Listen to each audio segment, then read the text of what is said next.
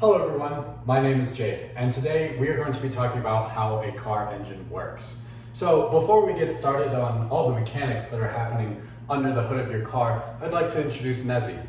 This is my Nissan 350Z. It is a 2006 and it has a V6 engine inside of it. Now, what does V6 really mean? Well, it means that there are 6 pistons and they're in the shape of a V.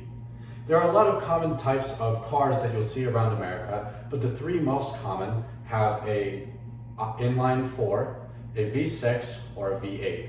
An inline 4 has the least amount of power between these 3 types, and it is 4 pistons all in a straight line. A V6, such as this car here, has 6 pistons shaped in a V. And then the last one is a V8, which has 8 pistons, also shaped in a V. Now, in order for this engine to work, there are 4 main components that go into it. The first one is air, followed by fuel, followed by ignition, and finally cooling. Now, for the air to get into the vehicle, it goes in through an air intake. Usually, on most air intakes, it doesn't take in a lot of air, so on this car specifically, it has a cold air intake. This cold air intake is slightly larger and allows more air to pass into the car, thus increasing performance. Now, when the air originally enters the intake, it's going to pass through a filter. This filter is vital to your car's performance, as it allows any dust, gravel, bugs, or anything else like that to be filtered out before going into the carburetor.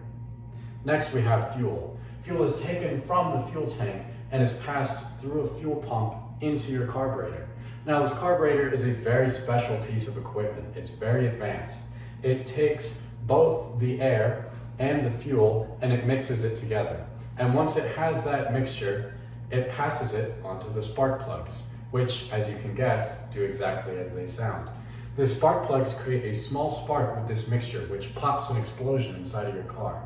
And I know that sounds scary, but don't worry, this is all completely safe. And every car you see out there on the road, pretty much, all has this going on. It's amazing, really, isn't it? So once this ignition happens and the spark plugs ignite that explosion is used to move a piston. Now, that piston will not move without the second most important type of fuel, which is oil. It is extremely vital to your car's performance, as no oil will cause this entire thing to break. Now, oil is used as a lubricant for the pistons, as it allows them to move up and down as they're getting exploded. So it is very important that you frequently take your car for oil changes, as that amount of movement over time can slowly make the oil become dirty, it can slowly leak out. There's a lot of factors, so make sure that you get your oil changed regularly in order to maintain performance of your car. So now that we have all of that happening under the hood, all of that generates a lot of heat. So part of the air intake actually is used to cool down the engine. Unfortunately though, for modern cars, that's just not enough cooling. These things get hot. They get so hot with all these explosions going off and all these parts moving around all at the same time. So in order to help, we have a separate tool that assists our engine, and that's called a radiator.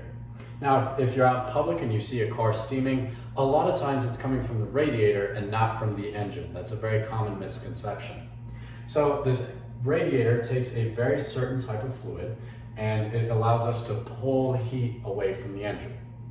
So now that we have all those things going, we have the ignition happening, we have the air being sucked in, we have the heat being pulled away. Well, what happens next? Well, as these pistons are firing, they're connected to a camshaft, and that camshaft is connected to a crankshaft. And then that crankshaft is attached to a flywheel, and that flywheel is what generates torque to your wheels, and it allows you to push the car forward. Now, there are different types of cars, and everything is a little bit different on some cars. So this car, for instance, is a rear-wheel drive. That means that that flywheel is providing torque to the rear wheels only. Now, the front wheels still spin, yes, but they're not the ones actually getting the power from the flywheel. Now, most cars are actually front-wheel drive, which means that the flywheel is providing power to the front tires, and it is pulling the car instead of pushing the car. I hope that you all learned something today, a little bit about how cars work. It's important. Make sure that you take care of your car. Make sure that you're changing your air filter. make sure that you're checking your oil and making sure that you're staying up to date with all of your oil changes as needed. If you'd like to do a little bit extra research on your own, a little bit of homework, I highly recommend you check out energy.gov. It is the US government's official website on energy, and they have a lot of information on how combustion engines work. Thank you all. This has been a great presentation.